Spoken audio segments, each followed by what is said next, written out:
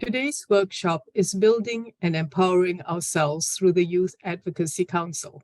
I'm excited to introduce to you Sefakor Komabu-Pomeyie, Independent Living Coordinator at Vermont Center for Independent Living, Haynes, Transition Program Associate Manager at HireAbility Vermont, and members of the Youth Advocacy Council, Quelch, Lauren Austin, and Lexia Stanley. Thank you so much for joining us today.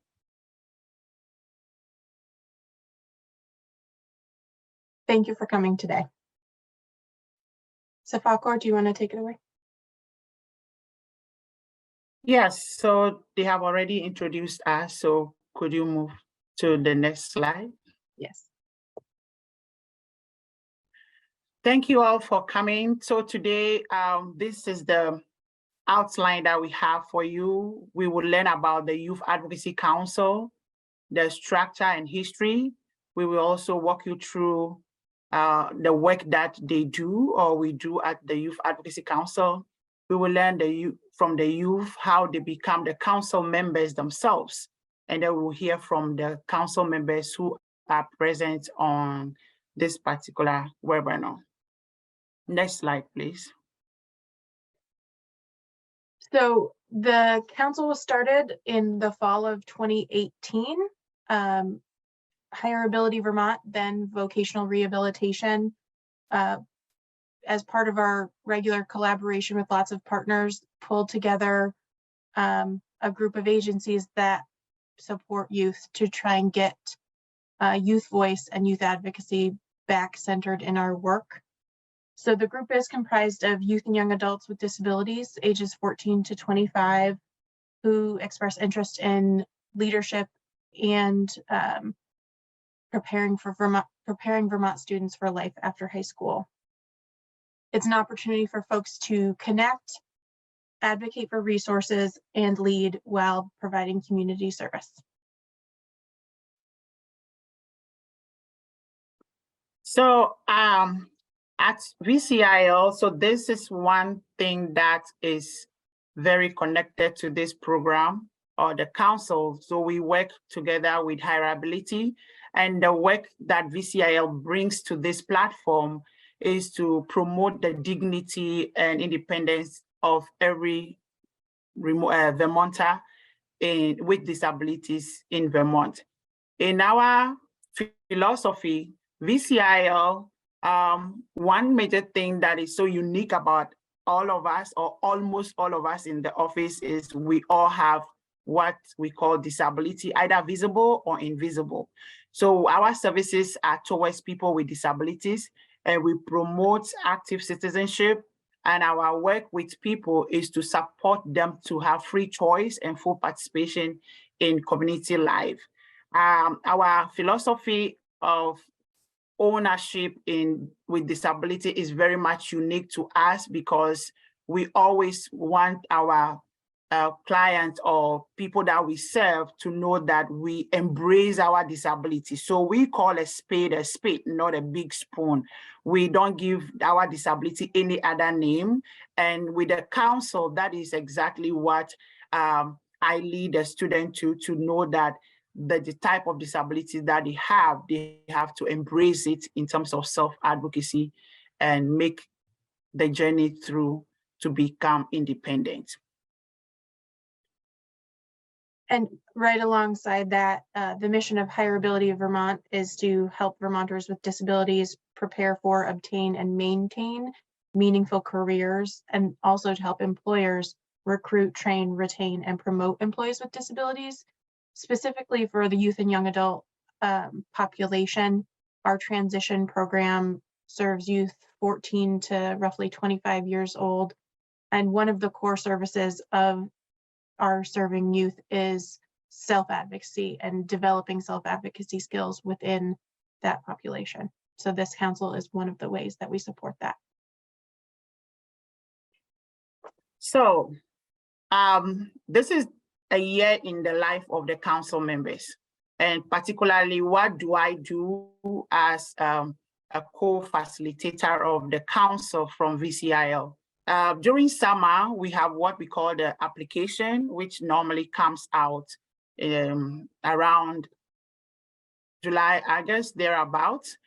But the main interesting piece that happened behind the scene before a student even start registering is because I work across the state with all students with disabilities, again, whether visible or invisible, across every state, at every county, every town, building them with self-advocacy skills and structures or strategies.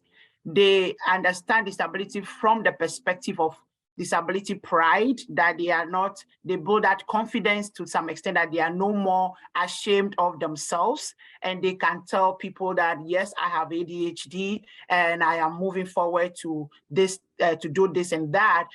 Or they cannot again say, I am not sure epilepsy is part of disability. That is one thing that I walk them through, and they have the self-realization before I introduce the application to them. So having built them to know themselves very well, then they can move to the next level, which is systems advocacy that we do at the council level. So for them to be able to advocate for themselves is the first requirement. If that person is able to vouch for himself or themselves, then they can also talk to issues at the state level.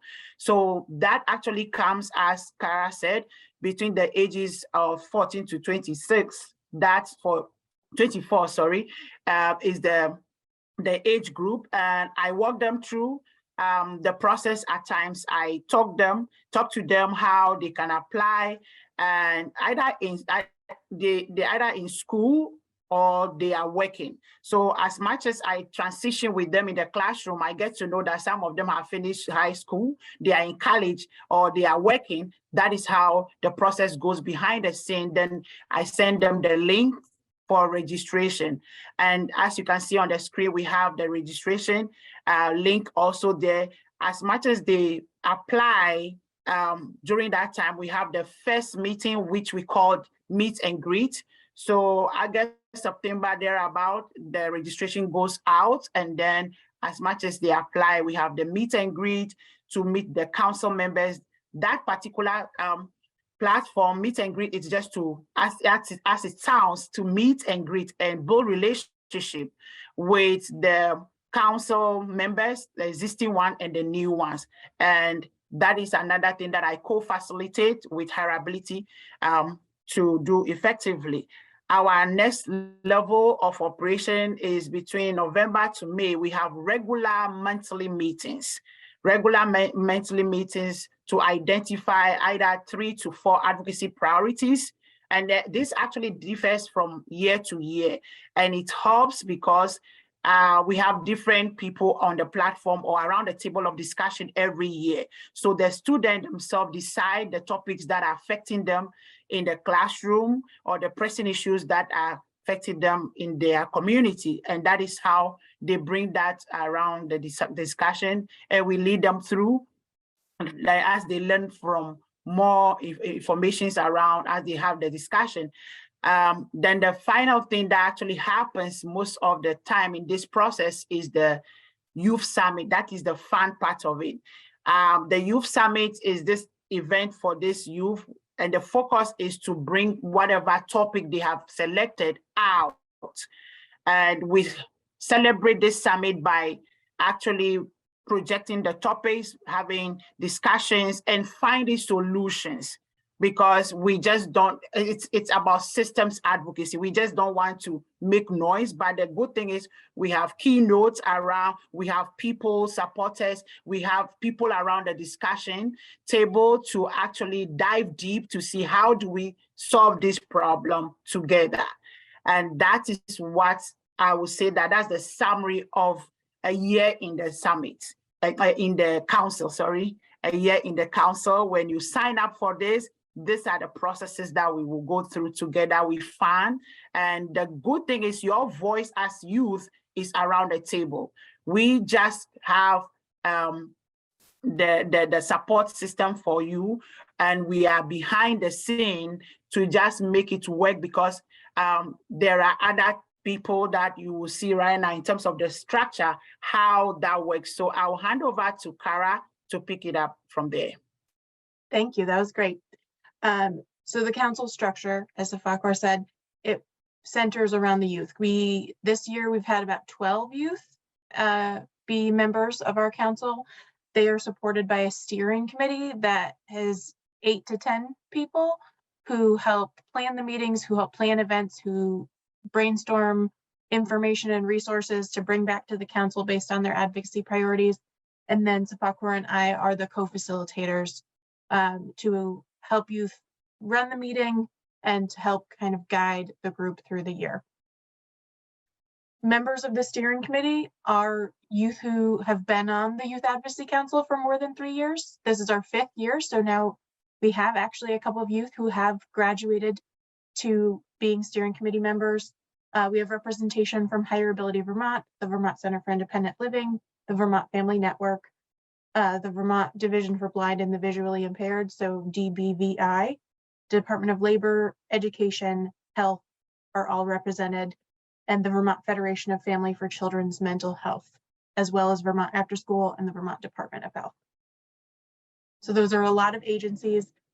They don't all come to every council meeting because we always want there to be more youth in the room than professionals so that their voice is the loudest. So when I talk about building the students from the beginning in terms of self-advocacy skills, these are the strengths that I think we can talk about. There are so many things, but these are the most 3 important skills that I walk them through regularly, especially. So everybody in this council has these skills. That is a good thing. So the very first thing that we work on is understanding and owning their disability. It's so interesting at times when I meet them in the classroom, we have that type of discussion. Some would tell me that, but my mom told me that I will grow out of ADHD.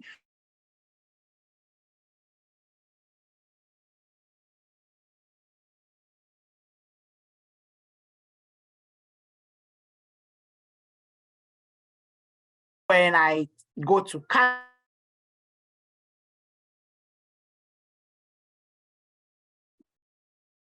Sefakor, you froze up a little bit. freezing on us. If you can hear us, maybe if you turn off your camera and you continue talking, it might be better. Yeah, we lost you when you stopped at a parent telling their child about ADHD. And then that's when we lost you. Oh, okay. Can you hear me now? Perfectly. Thank you. Okay. So so let me just start. Yeah. Okay. Thank you, Kara.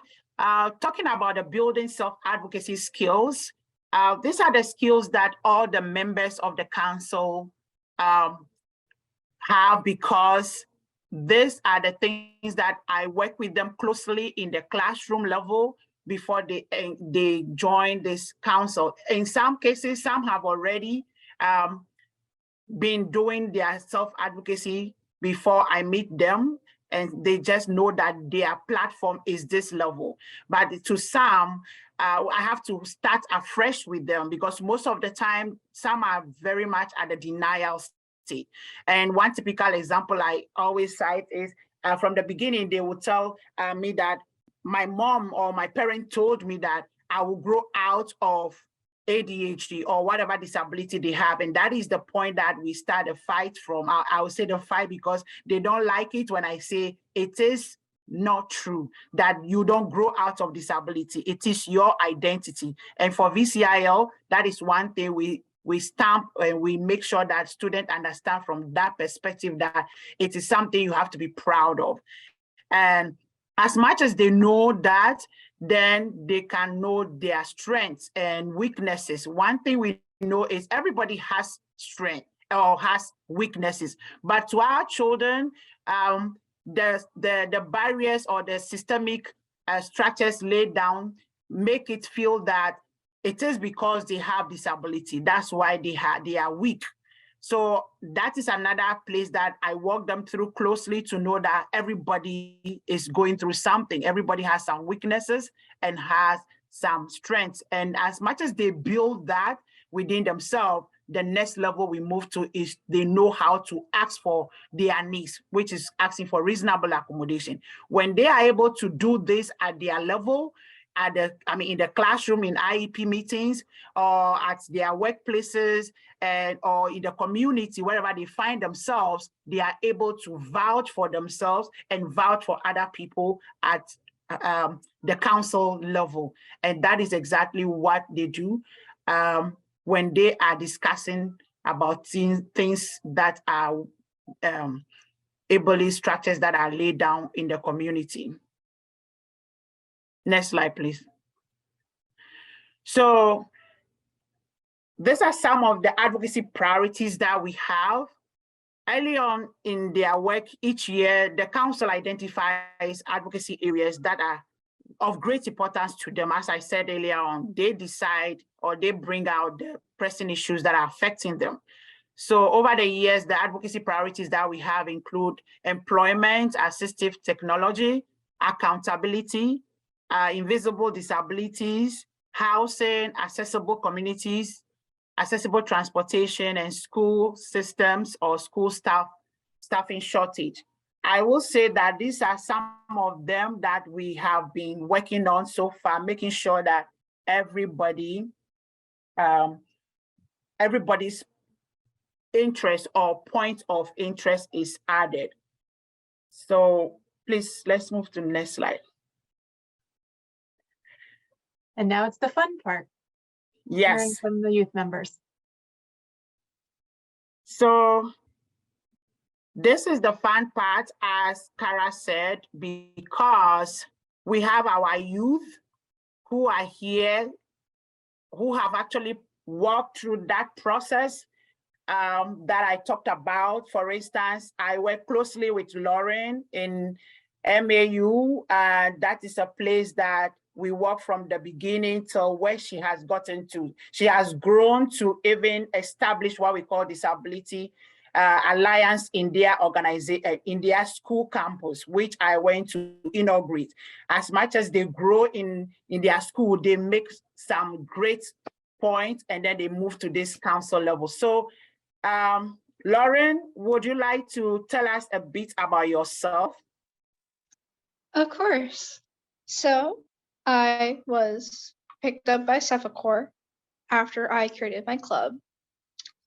And she soon realized that I am a 17-year-old girl who just really loves advocating for myself, hiking, crocheting, other stuff like that. Yeah, that's all I have to really say about myself. What is your current role in the council? I am one of the youth members. So typically I will be brought with a discussion topic and I will answer to the best of my abilities. I would like to know a little bit more about what really motivated you to join the council. Well, what made me want to join the council was that I realized that there's a lot of people with similar stories towards me. And I realized that a lot of people don't know how to process the things that come with disability. And I wanted to help other people the same way I needed help when I was younger. And then what would you tell other youth who are considering to join the council? If you're considering it, please go ahead. Your story is important. It needs to be told. And every single experience you go through is unique. Thank you very much, Lauren. And I will come to Kyla. Kyla is also a new or a current council member who will also share what this council means to him. So Kyla, sorry, can you tell us a bit about yourself?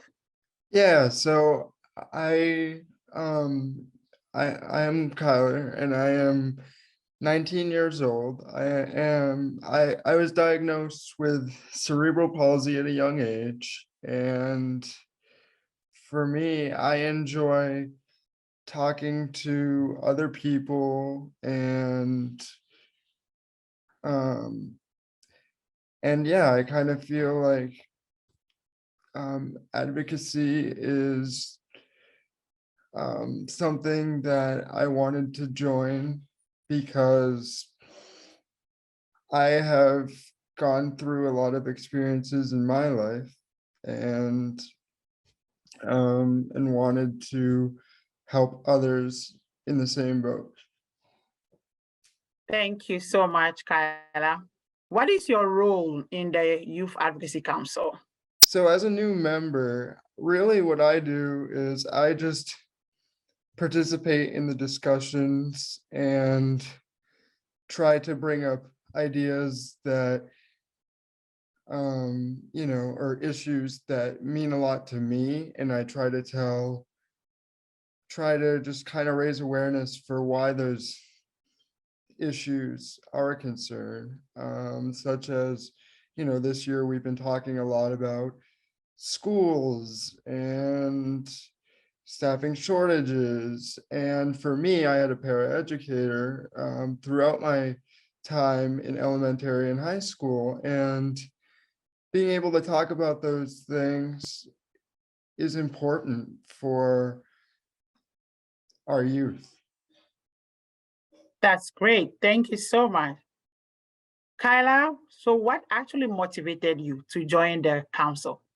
Yeah, so for me, growing up, I really didn't have a lot of help from kind of other people with disabilities, and I felt like I really wanted to help the next generation of people with disabilities, people who, to kind of prevent like them from having to go through a lot of the things that I've had to fight for. I've had to fight for basic services, and I still struggle with that sometimes, but I really just want to help create change. And I think if you don't join the movement, then you're not helping create that. So that would be, so basically my message is, if you want to change things for people with disabilities, join the change, join the movement.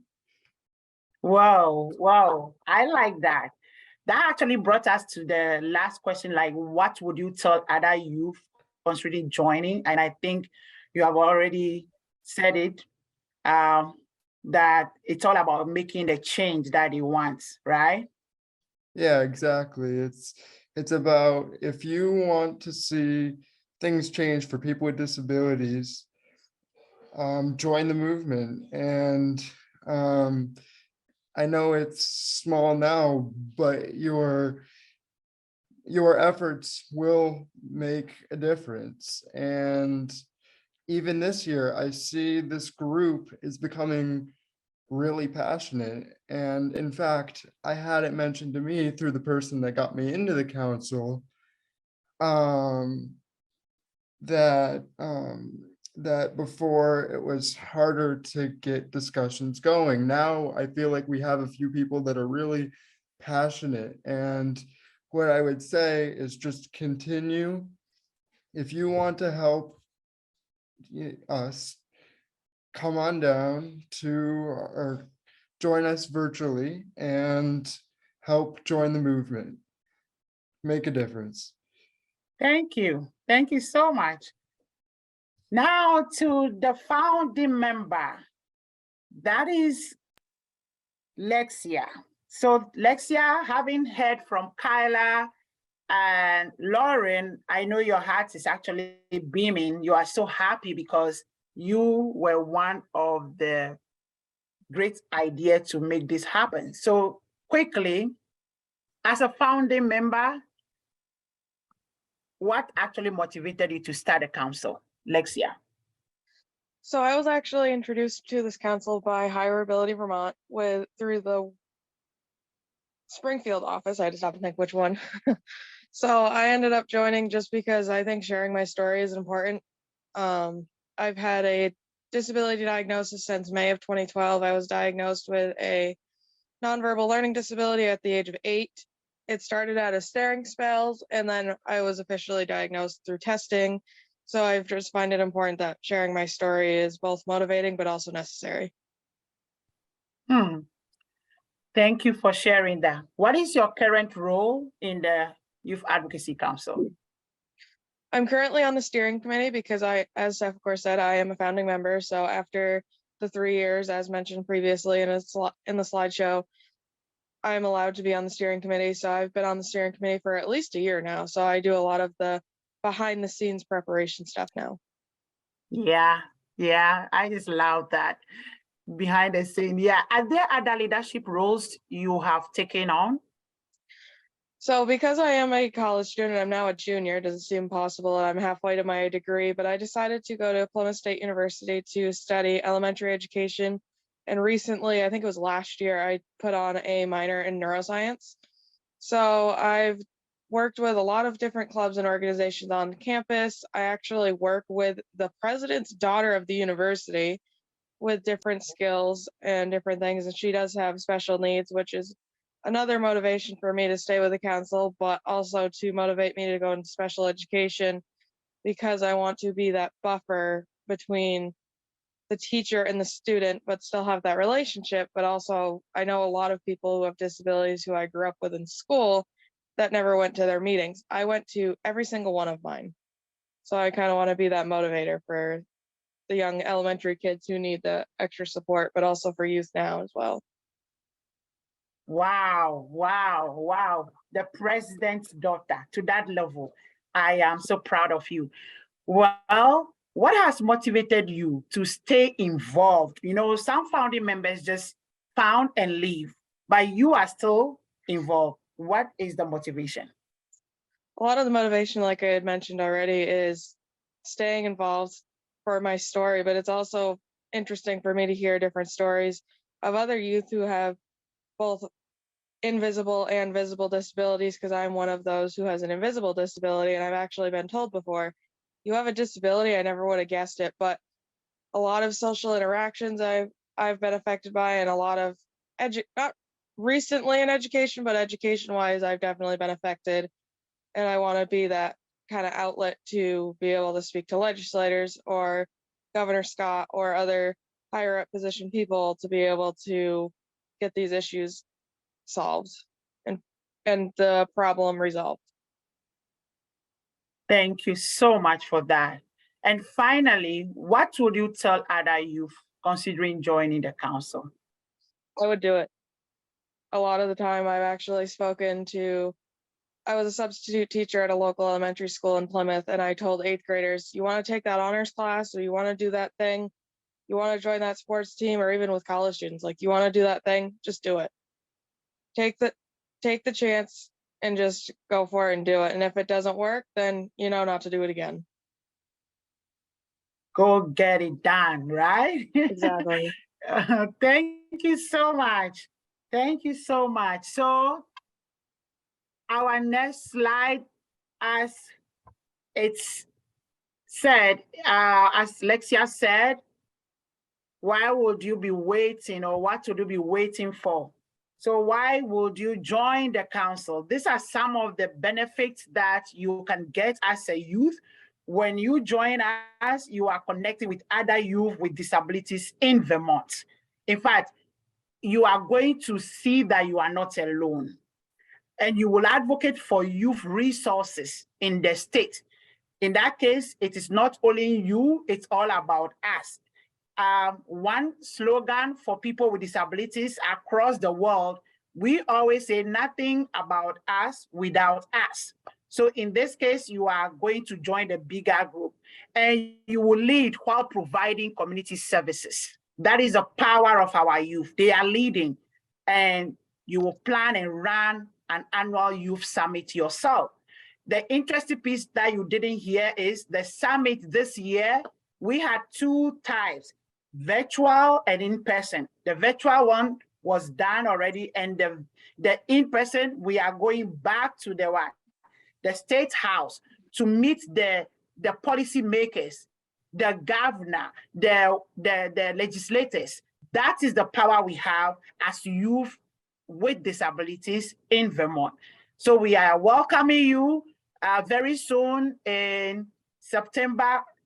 August, September, the form will be out, and we would like to have you around the table of discussion. Thank you so much, and have a wonderful day. Any question? And as you can see, that was some Lexia. years ago, Lexia with the governor.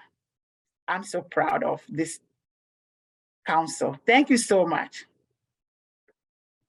Well, We also have some resources as the very last slide.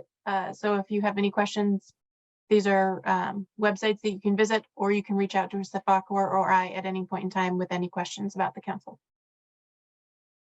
well, thank you. I actually did have one question with the schedule of recruiting. So you do start recruiting, basically, you said in the summer. So how many members would you hope to have? How many members are staying on? So it's two questions. How many do you hope will, how many positions do you hope to fill? As many as want to join us, I think is, we have not yet hit a number that we feel is unmanageable. So we do not put an upper cap on the number of youth that can join at this point.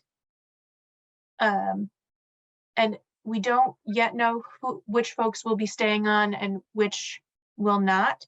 We hope all of our new members will stay on, but some folks go off to college, some folks get new jobs, and life happens. So each year, existing council members express their interest at the same time as new members submit their applications to be on the council. So it's at that point that existing members let us know that they want to return. Yeah, okay. Well, thank you. At VFN, as one of the partners, we will be putting out all of your information through our e-newsletter and our other routes of communication to help in the summer recruiting. So again, thank you for this wonderful presentation, Kara, Sefakor, Kyla, Lexia, and Lauren. Thank you. So we have many more interesting workshops coming up, and you can find details on those on our homepage of our website. Getting connected to the Vermont Family Network is easy. So VFN is here to help. And yes, we have the information on transition as well as the Youth Advocacy Council and many other publications and resources regarding transition to adulthood. So thank you again, everyone, and have a great day.